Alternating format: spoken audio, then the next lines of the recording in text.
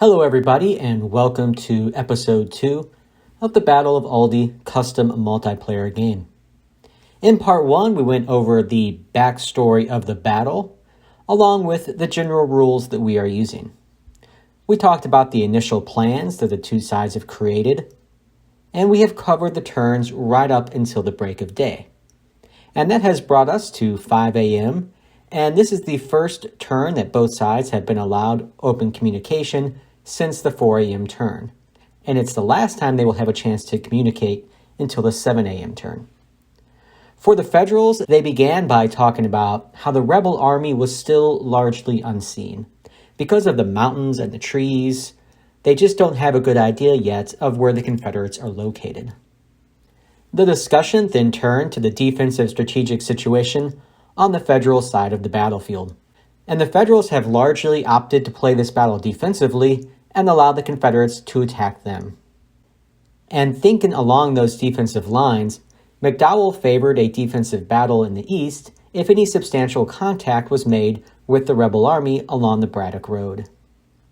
He wrote that the rebels are presented with the same difficulty we'd face if we had decided to conduct an offensive battle, which side of the mountains to concentrate upon.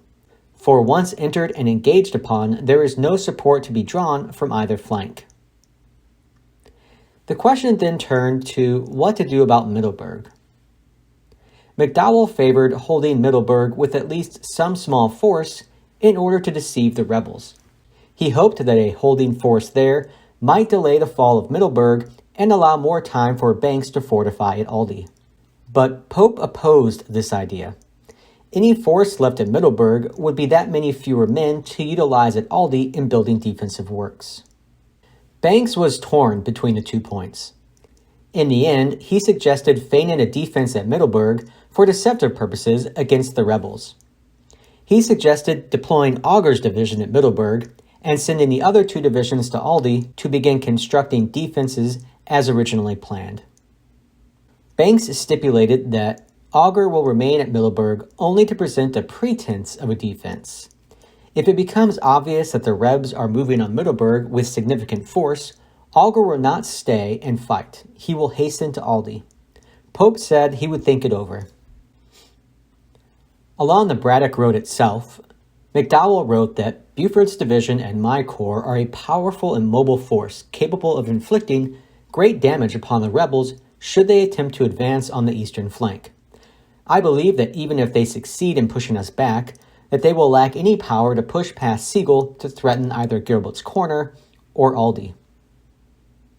Pope, though, urged an attack by Buford on the Confederate cavalry screen in front to brush them aside and see what was beyond them. But Buford objected strongly to this. I am reluctant to do so. If the rebel command is doing, as I suspect, what I am presently doing, building an infantry presence in support of the cavalry, I will run up against a wall of deployed infantry lines and be decimated. I see no purpose to such a venture. I will move forward with King's division and retain my cavalry intact for more useful purposes. Buford assured Pope he would get eyes on the Braddock Road behind the current front and find out just what it was the Confederates were up to behind their cavalry screen. Pope accepted this even as he continued to urge McDowell and Buford to continue south as soon as possible. Pope was then ready to issue the federal orders. To begin with, Sykes's division, and not Augur's, would defend Middleburg as a diversionary tactic. This would require Augur's division and Sykes's division to switch their positions in the line of march, and this is going to take up some time. Although Pope did not say why he switched the division assigned to Middleburg, my guess is that he wanted the smallest and most veteran division in the Corps at Middleburg, while Augur's much larger division moved for Aldie. Buford would hold in place along the Braddock Road, but if the enemy remained unseen to his front, he was to attack southward to clear the road of the enemy cavalry. Pope stated it was essential that you aggressively drive them off so they can't see General McDowell's corps coming down the road. Moving over to the rebel side of the battlefield, their discussion began much like the Federal discussion, lamenting the fact that they didn't have eyes on a lot of the key places on the battlefield just yet. But that didn't stop them. Lee favored an attack by Winder against the Federal cavalry on the Braddock Road. There could be a big opportunity to inflict some heavy casualties on the Yankees there. Winder's infantry are well positioned to start shooting up the Yankee cavalry, and hopefully their cavalry will dismount and engage us in a firefight. Just as anxious for a battle, Jackson saw no reason to hold back Winder's division, with enemy cavalry easily within reach. He would attack at once. On the other side of the battlefield, Anderson was to reverse course and head to Middleburg behind Stuart's cavalry division. And as I mentioned, there were just too many unknowns, and rather than just speculate, they decided they would continue with their original plan and let the battle develop more. So it's time for my unasked for 2 cents about all of this, always my favorite part. I'm going to pull up the map here one more time. Pope's aggression was nicely tempered by Buford during this discussion. Pope wanted to rush forward with Buford's cavalrymen along the Braddock Road against the Confederate cavalry, and I think Buford probably smells a trap here. And there's really no reason to rush forward on the Braddock Road and into the unknown. They'd be better served by just waiting. Give it a few more turns, let things develop, and see what happens. And I think that's what Buford was arguing, and he did a good job of tempering the overly aggressive nature of Pope in this instance. But defending Middleburg was just a bad decision to make. It never should have even been a discussion. Originally, the plan was to abandon it, and they should have stuck with that plan. It's an extremely risky move, and there's nothing to gain by defending Middleburg. It is easy to cut off any force left at Middleburg, and if you leave a division there, as you can see on the map, all the Confederates would have to do is move along the Middle Road or the Mountain Road, and they could cut the direct link between Middleburg and Aldie, and that would force any Federal units left at Middleburg to take a very circuitous route to get back to Aldie. And there's no guarantee they would even make it with so many Confederate cavalry on their tail. Lee plus Jackson equals action. They are being super aggressive along the Braddock Road in order to strike the exposed enemy cavalry. And this is very smart for them to do. If you have an opportunity to strike enemy cavalry while they're mounted, do it. And they have a full division prepared to rush forward and shoot up Buford's cavalrymen. It's about to get very bloody on that side of the battlefield. All right, let's go ahead and start the turns. And this is the 5 a.m. map. And the battle has begun. As planned, the Confederates have rushed forward, and they have charged against Buford's mounted cavalry along the Braddock Road. Not only that, but they did manage to swerve over to the left side where the 1st Maine was captured. 1st Maine moved a little bit too far south, trying to get a view behind the Confederate lines, and they paid the price. Over along the western side of the battlefield, Stuart's division is swarming northward. They have surrounded and captured a few Federal scouting units and are pushing their way straight towards Middleburg. Just south of that, Anderson has switched directions and is now heading for Middleburg itself. In the north, Banks has began moving around his divisions, with Augur's division moving past Sykes' division and Sykes' division clearing the road for them. On to the 5:20 a.m. turn now. Winder strikes Bayard. The battle along the Braddock Road continues to escalate as Winder's infantrymen move against the mounted cavalry once more of Buford's division. And this is getting bloodier and bloodier for the Federals as they try to screen the infantry, which is still coming up behind the Federal cavalry. Hampton's last charge. And I'm actually going to take a moment and examine what just happened over on the western side of the battlefield.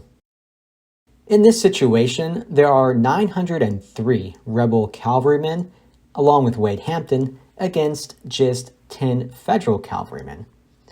It's basically a 100% chance of success in this melee, which brings up the question of why would you use a leader in the first place in any melee in which they don't need to be there?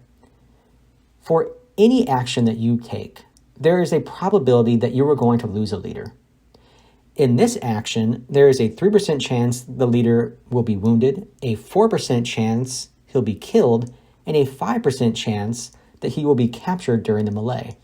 Whether there are 10 Federals in the opposing hex or 1,000 Federals in the opposing hex, doesn't matter. You still have that same 12% chance of becoming a casualty.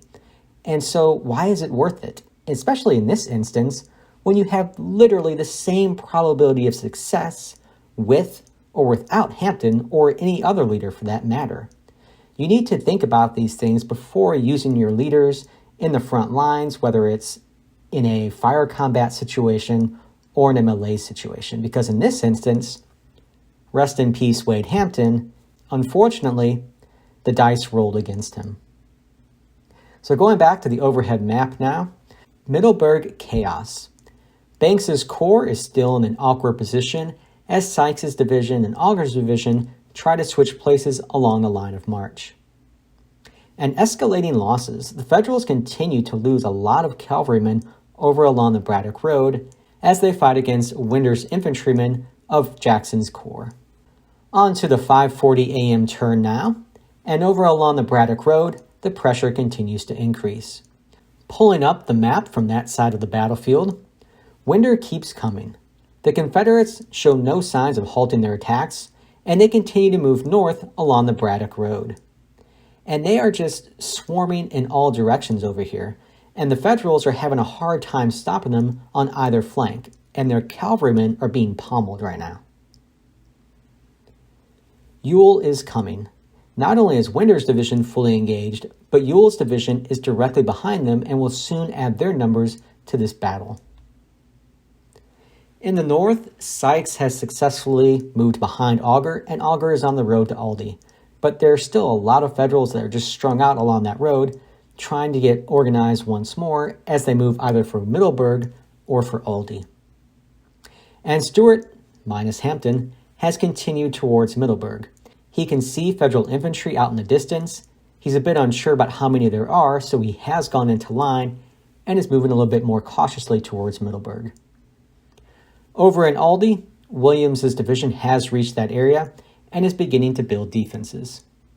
On to the 6 a.m. turn now. Bayard's losing heavily. The Federal Cavalry Brigade has lost over 50% of their force along the Braddock Road. And as you can see over on the right-hand side, the point loss for this is really hurting them. So they need to find a way to minimize their cavalry loss moving forward. Sykes has reached Middleburg. His division is now in the actual town of Middleburg and is blocking the Confederate cavalry from taking that objective. And Stuart has wisely halted. He can see that there is Federal infantry in the town now, and he has pulled back southwest of the town in order to get a better idea of what is happening. Just south of that area, Hood's division has followed Anderson's division and is moving towards the Middleburg area. And over in the east, I think it's fair to say that A.P. Hill is moving up the Braddock Road. I had thought they were going to move them to the west if the Braddock Road appeared to be blocked, but as of right now, they are still moving north to reinforce Jackson. On to the 6:20 a.m. turn now, and at Middleburg, most of Sykes' division has moved into battle line, while Stuart has begun to spread out Fitz-Lee's brigade in order to try to flank them to the north. In the east, the battle on the Braddock Road continues to escalate. Looking at the map here, I'm going to pull down the Federal unit labels and also the Confederate unit labels. And you can see that both sides have fully deployed. You have Ewell's division on the right-hand side, Winder's division on the left-hand side of the Braddock Road, while the Federals have the 3 divisions of McDowell's corps opposing them. The Confederates have actually already gained quite a lot of ground here. The red line on the bottom is where they began the morning, and just an hour and 20 minutes into it, they've already gained a half mile to a mile in some areas. Back to the overhead map now. Sigel has reached Gilbert's Corner and is beginning to entrench along the different roads in that area.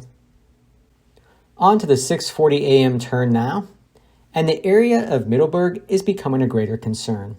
And when you look at the map, you'll quickly see why. To begin with, Sykes' division has reached Middleburg, and they are moving into battle line. To the southwest of the town, Hampton's cavalry brigade can be seen, while Anderson's infantry division is attempting to move to the south of Middleburg and attack them from that direction. But it's Fitz-Lee's cavalry maneuver which you need to look at. Fitz-Lee has moved over to the north behind this ridgeline, and they have only now, at 6:40, made their presence known.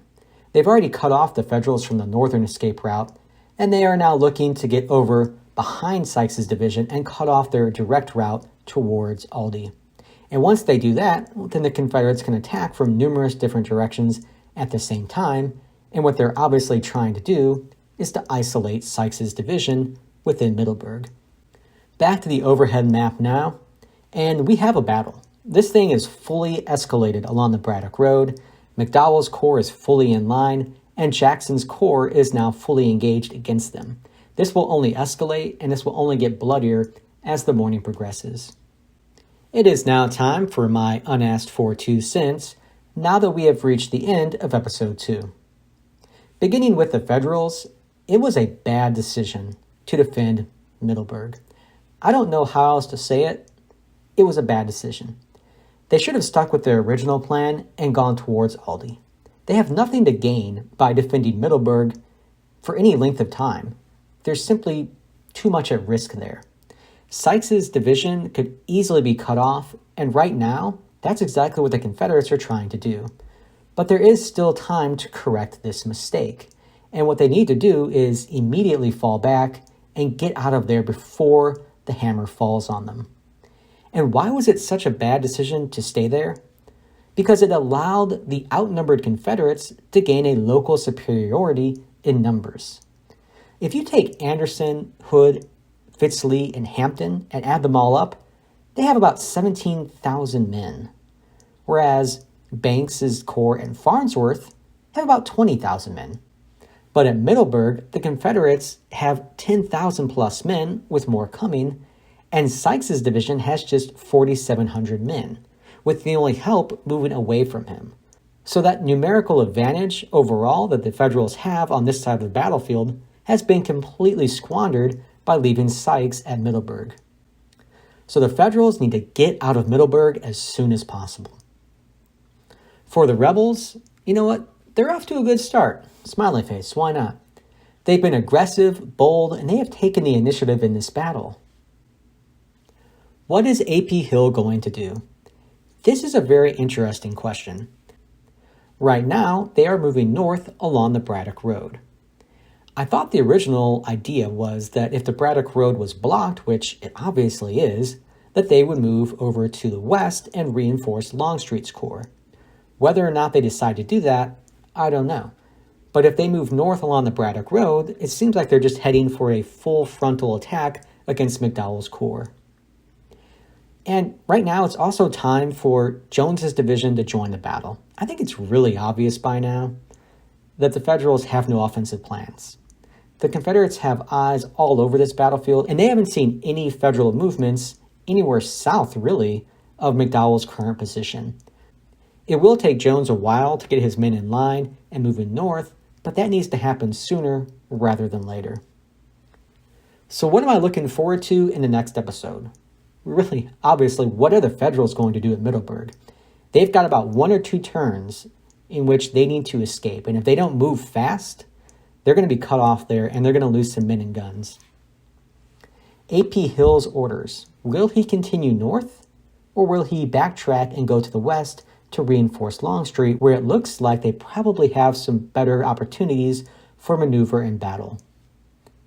Lastly, Jackson versus McDowell. This battle between those forces continues to escalate, and eventually something has to give. Thank you for watching, everybody. I hope you enjoyed it. If you did, please give it a like on here, and be sure to watch episode 3 coming up next.